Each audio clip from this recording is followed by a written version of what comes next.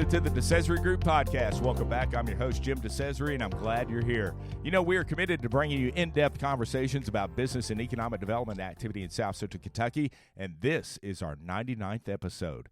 It's an honor to have this week's guest, retired Lieutenant General Stephen L. Basham. General Basham served more than 36 years in the United States Air Force in various leadership roles across the Department of Defense. His most recent assignment was as Deputy Commander of the United States European Command in Germany, where he directed a warfighting headquarters overseeing more than 85,000 U.S. personnel in Europe. A decorated bomber pilot with more than 3,400 flying hours in the B-1, B-2, B-52, T-38, and T-37, General Basham is recognized for his leadership, extensive operational expertise, and deep understanding of defense policy, legislative affairs, and acquisition processes. He's back in Bowling Green these days, and it's a real thrill to have him on the podcast. Here's my conversation with retired Lieutenant General Steve Basham. General Basham, welcome to the DeCesare Group Podcast. Hey, Jim. Thank you very much. Man, it's such an honor to have you here. And, I always say thank you for your service, and I do want to thank you for that. But I also want to thank your family for your service, too. I think that's important. But thank you for your service. Well, look, if I could say thank you, I appreciate it. And there are so many people. And coming back to Bowling Green, so many people have actually just they said thank you for your service. Here's what I do, though. I appreciate you recognizing my wife, Angie, because that's who you're really recognizing. She and I were married before we went into service. She was there, of course, at the end. 2 daughters born, Sarah and Lauren. They live down in Nashville, Tennessee. We're so happy to be back in Bowling Green and have them close. But the friends and family here throughout Bowling Green that have just been great supporters in our career, thank you. Yeah, well, it's such an honor to have you here. And, you've had an amazing career that now that you're retired and you come back to Bowling Green, did you grow up here? Are you from here? I'm from Bowling Green. As a matter of fact, I was born up on Hospital Hill when that was still the hospital. Okay. My family's from Bowling Green. Actually, my family's primarily from the Richardsville area. My mom and dad moved into town. So you're related to the Whites and the Youngs then? I'm related to the Whites, the Youngs, the Richards, the Runners, all of them. That's amazing. So, but did y'all live in Richardsville when you were born, or were you here in town? Nope, I was.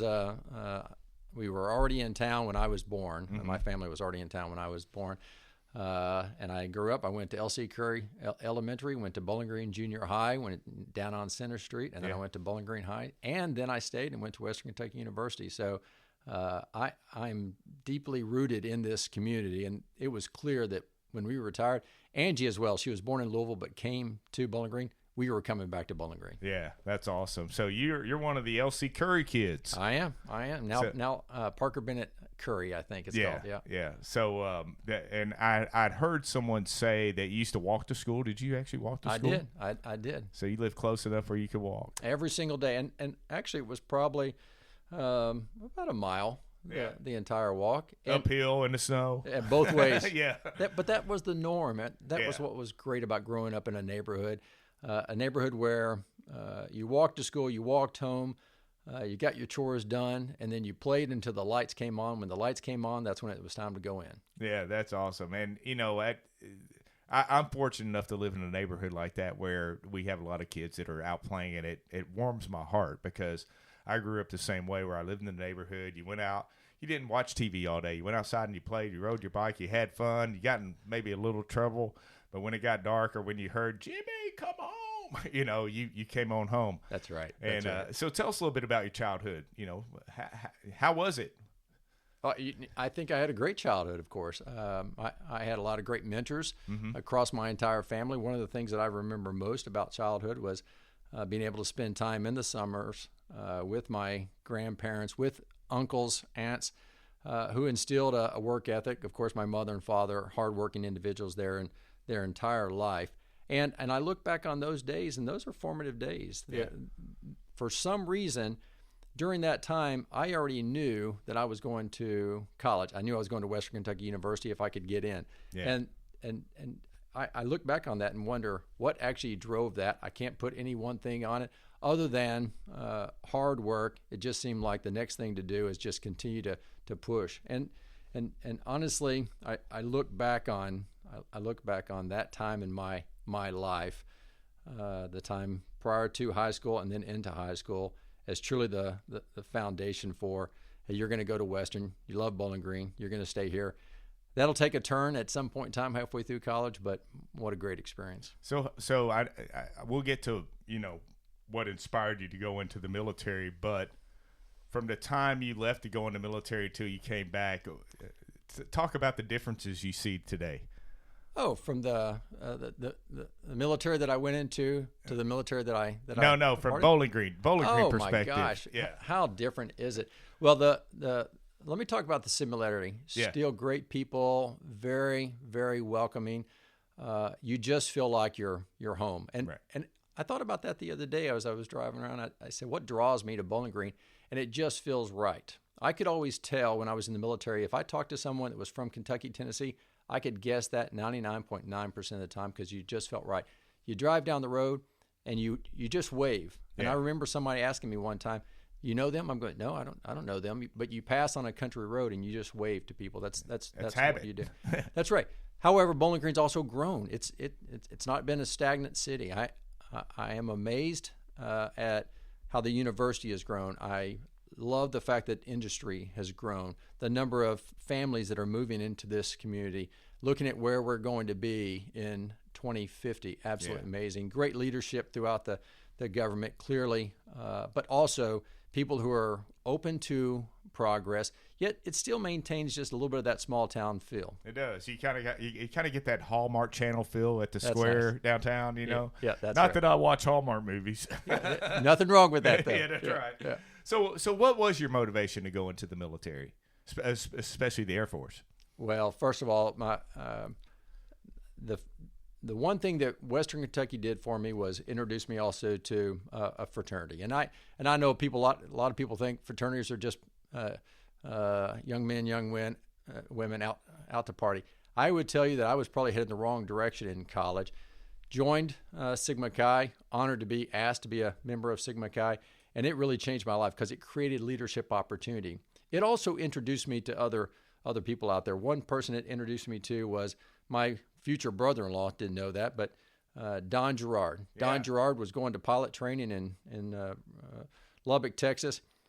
I had the opportunity to be able to go to his pilot training graduation in 1986, and I was about halfway through college. And the speaker at his graduation was my future wife's uncle, Angie Fleener, now Basham, Mara Gerard, now Mara Fleener back then. Their uncle, Ken Fleener. He's from Bowling Green. He also grew up in Bowling Green, College High, and went into the military. Fighter pilot, flying F-4s in Vietnam. He was shot down. He spent over 5 years in Hanoi Hilton. Oh, my. He came out of Hanoi Hilton and stayed in the military, continued to serve, became a general officer, a brigadier general, and then retired. Well, just a few years after that is when he's actually doing Donald's graduation. He's the speaker. I go there by chance. I sit at the table in awe. This is your wife's uncle, right? It's my wife's uncle, Yeah. Ken Fleener, amazing individual, and his wife, Ann Fleener, two just servants of the nation. He asked me, he said, hey, let me show you something.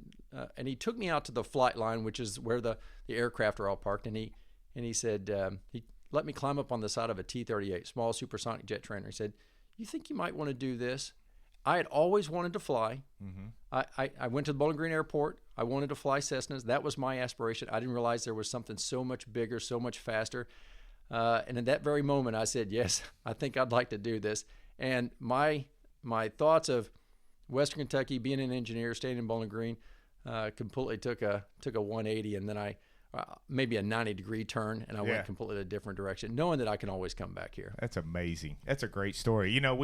You've spoken to our book club, and we read a book called Fluke, and it talks about that. It talks about how one little encounter with somebody, just, hey, come over here and check this out, can change the whole trajectory of your life. That's right, and it did.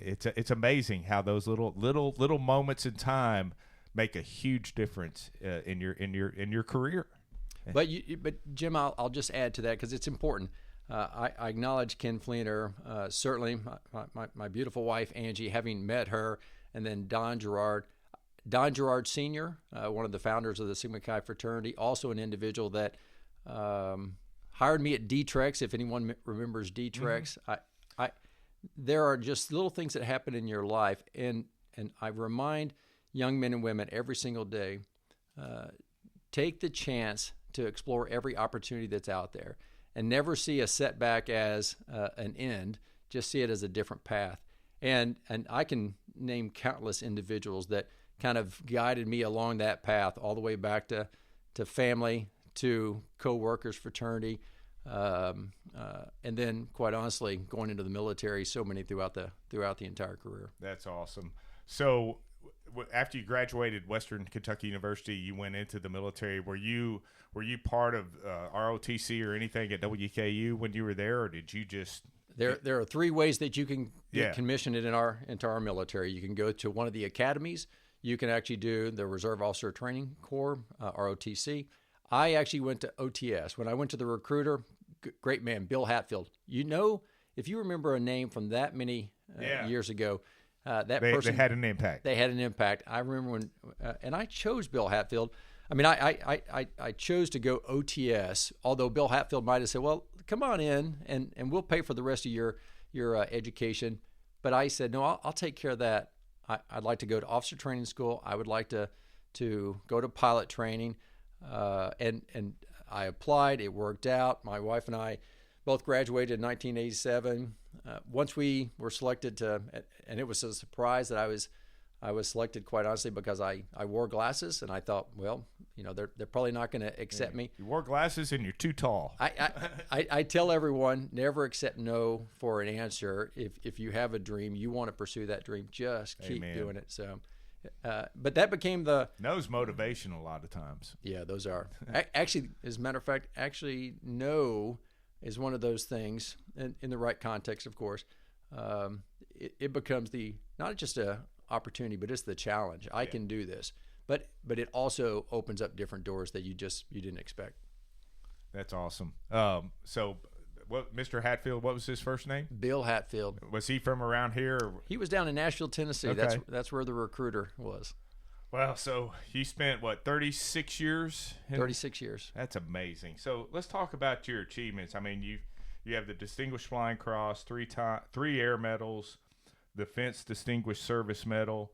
I don't know what any of those things mean, but they sound really impressive. I've heard of the Distinguished Flying Cross, obviously, but how was it to be in these types of machines that have such an impact on our defense here in the United States and across the world, but also to be honored in such a way to get the various awards and citations? Well, maybe the first thing I'll say is it was just an absolute honor to serve.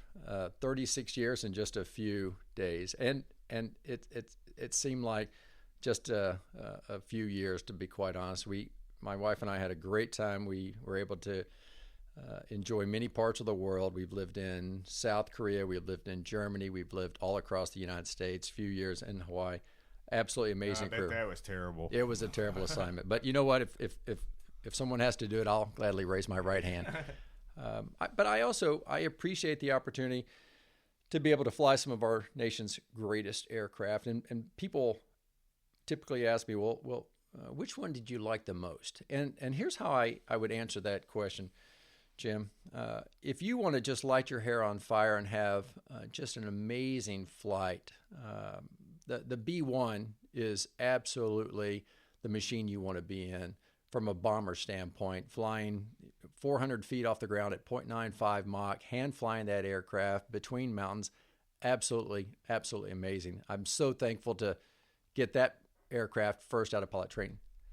But if you want to revel in the just the heritage of a great nation, the B-52, which was actually the third aircraft that I flew. Mm-hmm. I flew the B-1, then the B-2, then the B-52. The heritage of a nation, I would always point out the aircraft that we had sitting on the flight line. They're 1960 models. I'd point to myself and say, I'm a 1965 model. Think of that. Yeah. These aircraft are all older than me. There are generations that have flown the same aircraft, the same tail number, but it's the testament to the greatness of this nation that built something back in the 50s and 60s that's still flying today.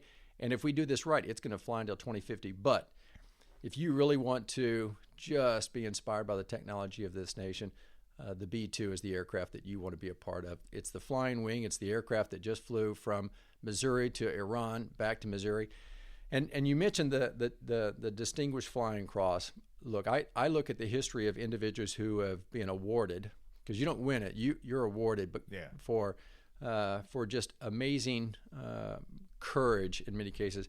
And so I'm humbled in the fact that I would be awarded a Distinguished Flying Cross. And it was for flying the B-2 on the very first night of Operation Allied Force, flying to what is now Serbia, and took off from Missouri to Serbia, back to Missouri, nonstop, 31-hour missions. Wow. But what was unique about that particular mission, it was the first time we'd ever used the B-2 in combat, meaning we'd flown it on the range. We think the stealth, we know it works. We think it'll work inside the enemy's air defenses.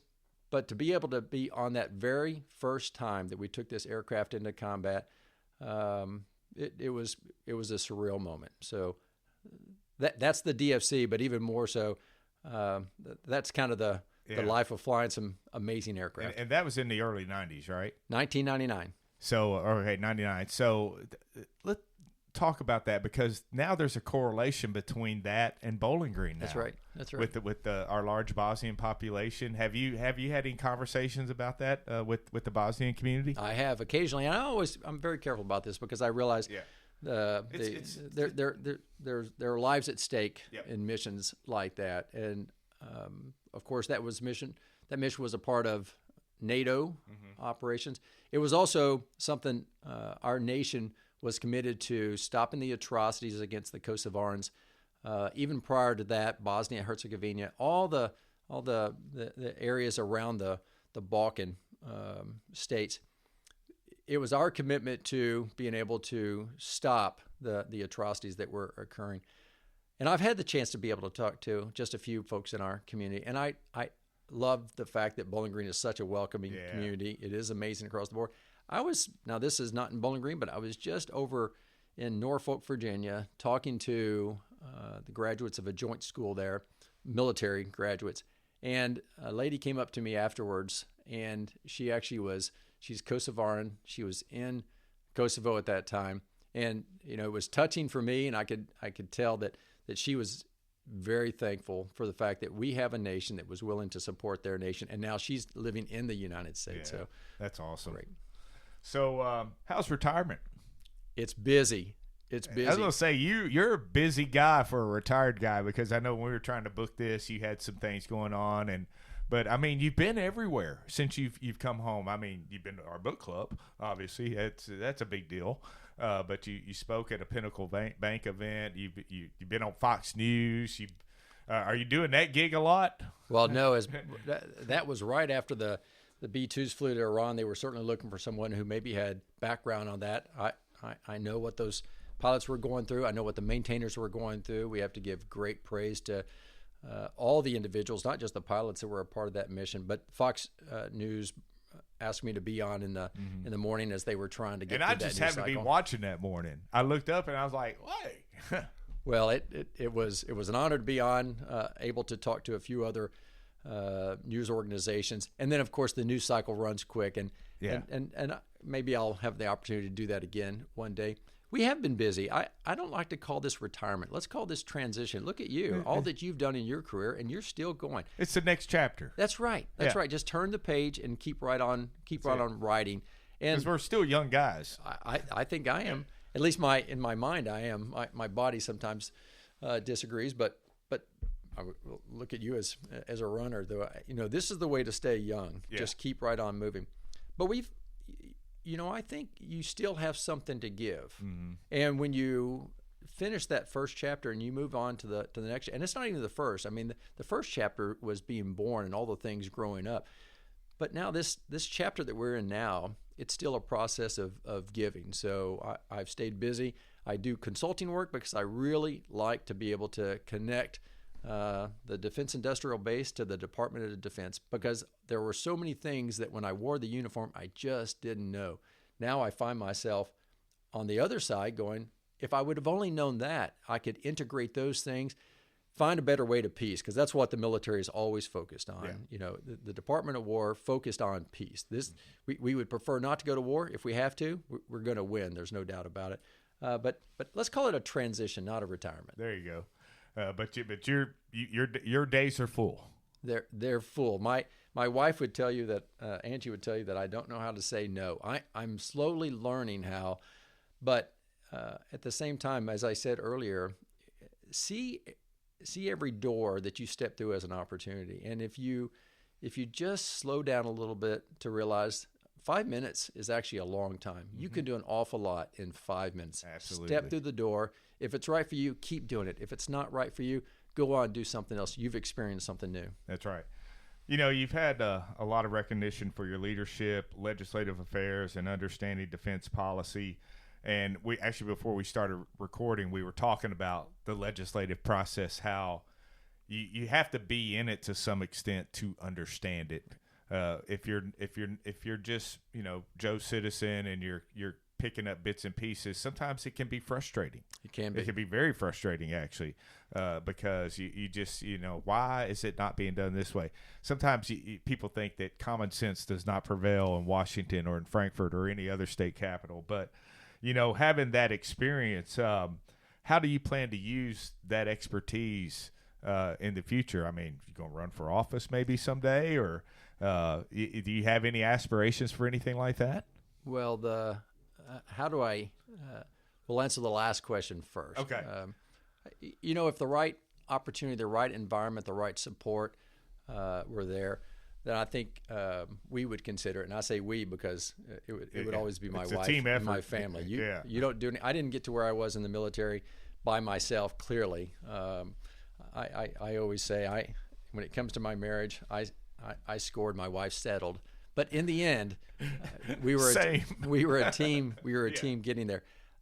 So in the right environment and with the right support, that could be an option for us.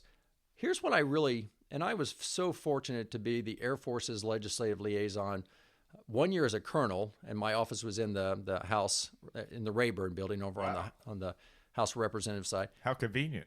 Well, it was a good place to have an office because you could do your job. But it gave me the access to be able to understand exactly what's going on. And then I was 3 years. For 3 years, I was the director of legislative liaison as a 2-star general. So it was my job to be able to be the liaison between Congress and United States Air Force, and in many ways, the Department of Defense. I spent more time, quite honestly, trying to help the United States Air Force to understand Congress rather than Congress to understand the Air Force's desires or budget.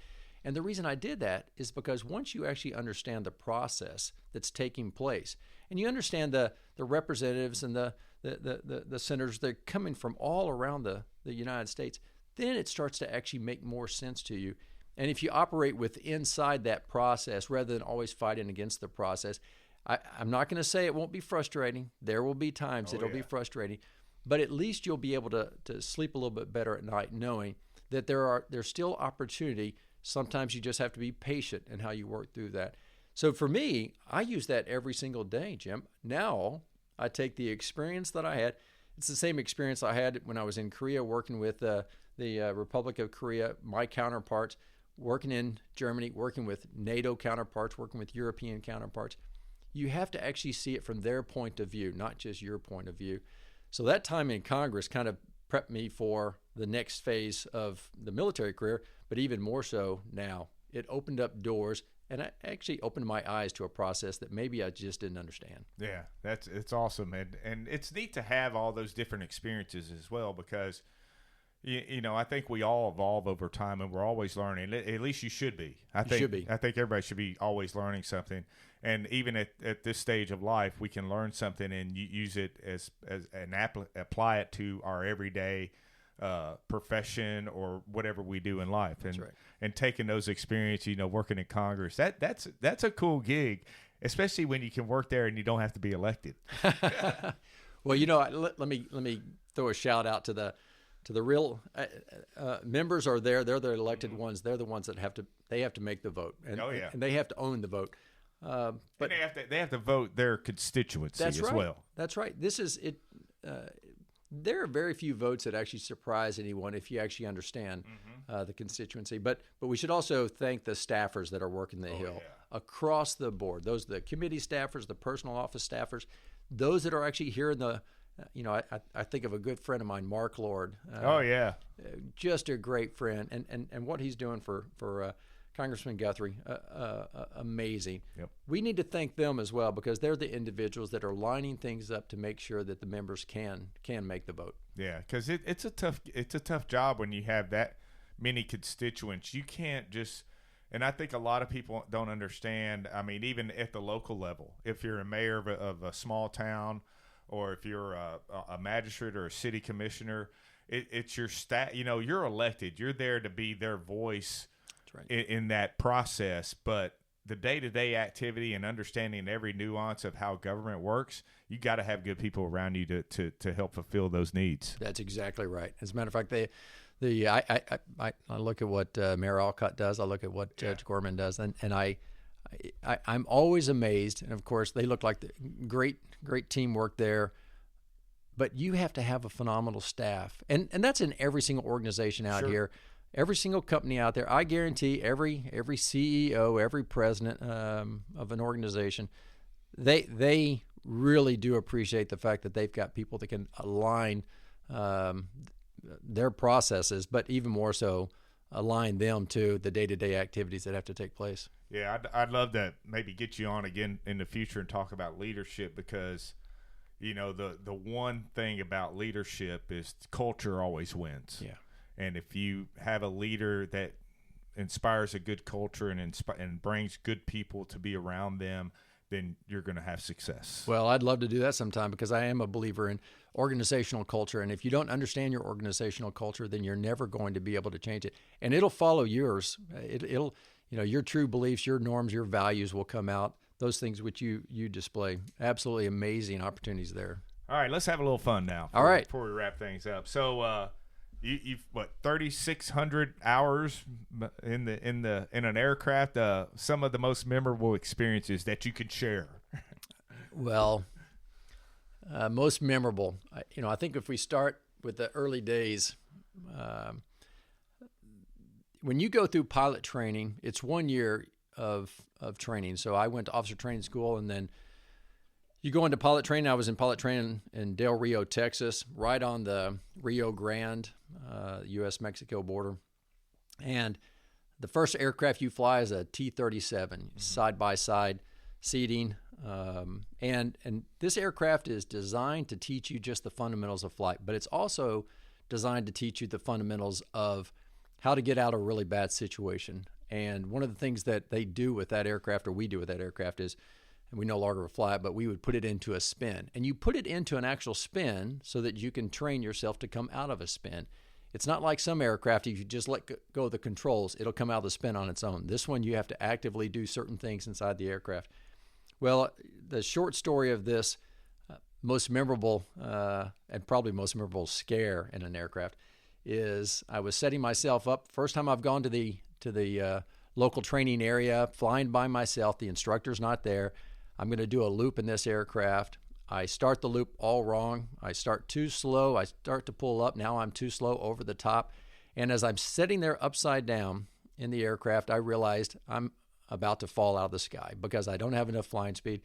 The aircraft almost goes into a full spin. I remember I'm just slamming the controls around, probably not following the procedures that I was trained to do. Right. In the end, I come out of this spin-like event, flying toward the ground. I pull up. Everything grays out on me. I level the aircraft off. I've got people who are watching me on the radar. They know something's going on. They're telling me to change my direction. I'm about to fly into Mexico. And I remember this event so well because at that moment, when I got the aircraft back together, I went to the top of the area, so a little higher altitude, and I had a decision to make. Either I'm going to take that aircraft back to the runway, land, and never fly again, or I'm going to analyze what I did wrong, and I'm going to turn around and do that loop the right way. I chose to do the loop the right way. Yeah. And from that point on, it was I won't say smooth sailing, but it set me on that trajectory of, okay, you can do this. You just gotta do it right. I'll tell you probably the most memorable thing about the B-2. So, we talked about flying the mission for the Distinguished Flying Cross. That's a 31-hour mission. We took off from Missouri. We flew over to what was then the former Republic of Yugoslavia, Serbia.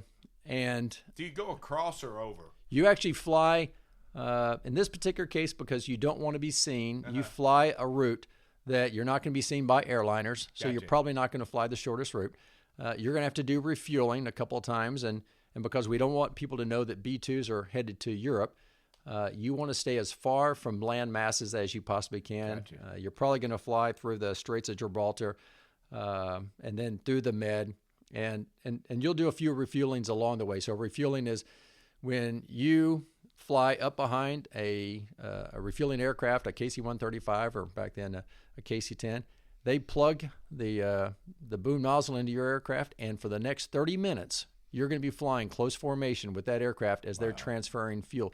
And you're going to do that 4 times. I will tell you, Jim, it's a lot easier that first refueling, but after you've been awake for about now 30 hours, that last refueling became pretty tough. And it's typically in the dark as well, which is always tough.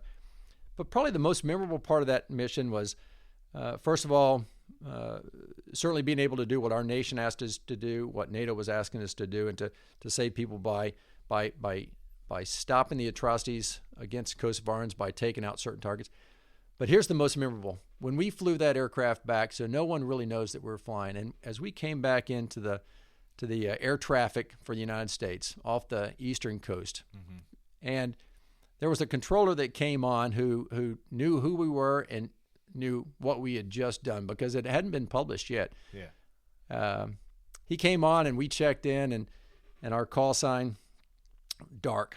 And he came on and said, Dark, checking in at flight level 260. And then he said something that has always stayed with me. He said, welcome home. That was the moment that I realized what a great nation we have. I was so thankful to be able to serve the nation flying, serve the nation leading, serve the nation in so many staff assignments throughout the world.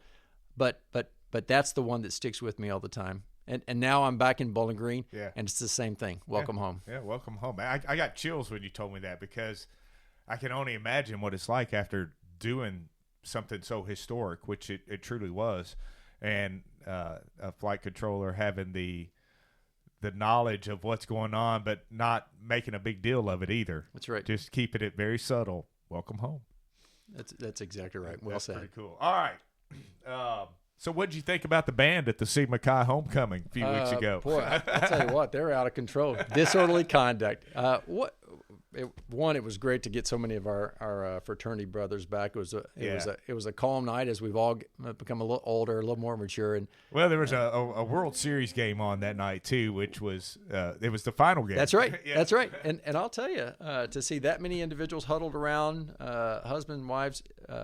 A great evening. But to your point, the band, and you know that Judge Wilson, he's an amazing individual as well. But all of you were fantastic. Well, thank you. Yeah, that's what I was fishing for. Yeah. He's actually, and I've had the good fortune to meet and spend some time with him. Now that we're back in Bowling Green, and that's the other nice part. There was a group in Bowling Green that we grew up with, our family and friends. And now there's a whole new group. People like Dan Cherry. Yeah. Absolutely amazing individual.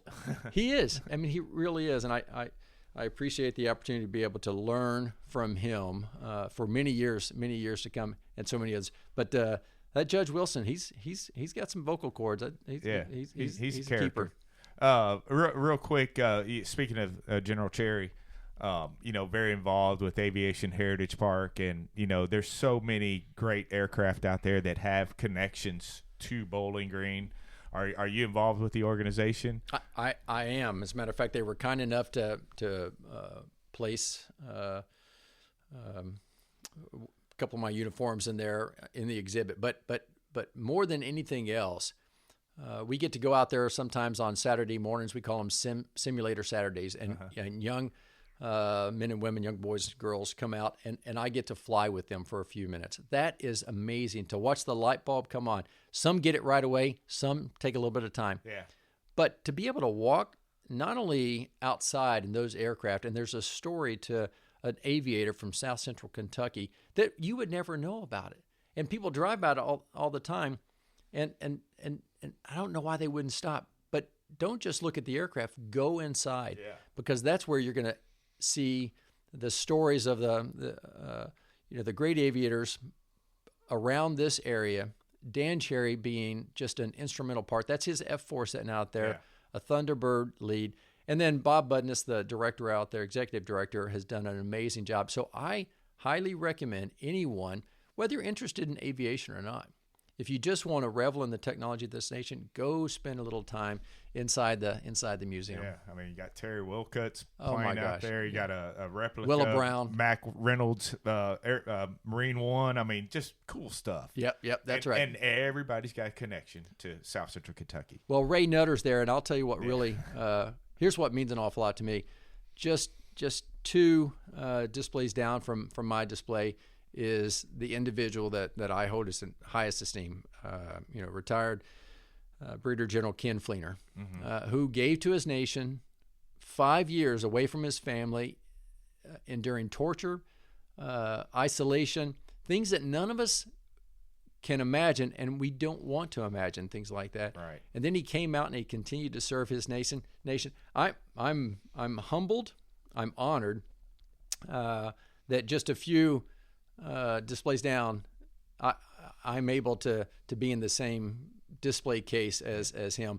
Not certainly, I don't feel worthy of that, but at the same time, it's an amazing honor. Well, and I can tell you, we're all grateful. Well, so thank you. We appreciate that. Hey, General Basham, thanks for being on the DeCesare Group Podcast. My pleasure. Thanks for having me on. I look forward to meeting folks in and around Bowling Green. If I don't know you, come up and say hello. Thanks again to retired Lieutenant General Stephen L. Basham for joining us this week on the DeCesare Group Podcast, and thank you for checking us out. If you like what you hear, please share it with a friend, and don't forget to subscribe wherever you listen to podcasts. Leave us a review and share your feedback with us as well. You can also follow the DeCesare Group Podcast across all of our social media platforms: Facebook, Instagram, LinkedIn, X, and YouTube. And you can even subscribe to our weekly newsletter, SoKy Economic Development and Business News, by going to our website, thedecesaregroup.com. The DeCesare Group Podcast is produced by the DeCesare Group, a public relations and consulting firm based in Bowling Green, Kentucky. Our engineer and piloting this podcast is Justin DeCesare, with content contributions from Brooke Mattingly. The DeCesare Group Podcast is researched by Amy DeCesare. I'm Jim DeCesare, inviting you to join us again next time for the DeCesare Group Podcast.